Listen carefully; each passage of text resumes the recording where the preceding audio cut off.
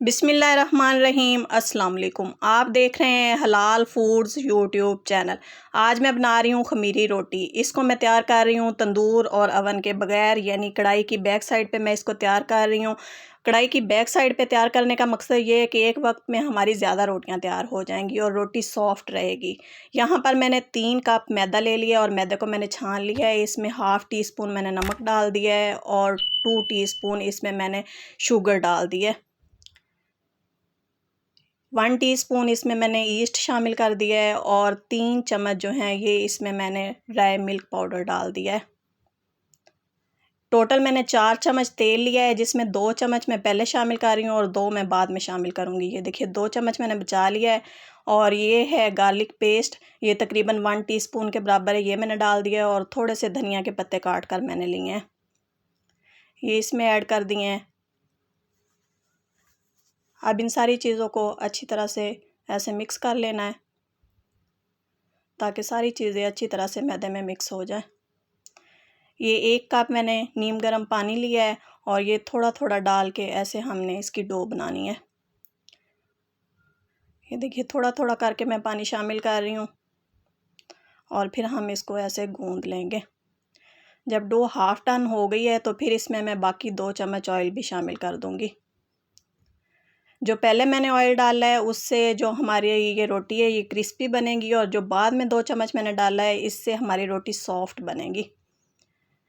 ये देखिए अब इसको अच्छी तरह से ऐसे गूंद लेना है और गूंदने के बाद ऊपर थोड़ा सा मैंने ऑयल डाल दिया है और इसको ऐसे ऊपर से ग्रीस करके तो तकरीबन 1 से 1.5 घंटे के लिए हमने कवर करके रख देना है। ये देखिए 1 घंटे के बाद डो जो है ये फूल गई है। अब दोबारा से इसको ऐसे हाथ से प्रेस करके तो अच्छी तरह से ऐसे हमने इसको गूंद लेना है।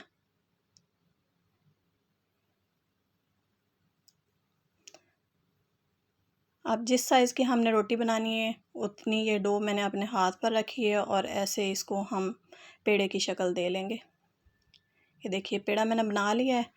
इसी तरह सारे पेड़े हमने तैयार कर लिए हैं। अब रोटी को बेलना है तो हल्का सा मैंने मैदा डस्ट कर लिया है ताकि बेलते वक्त जो रोटी है ये चिपके ना।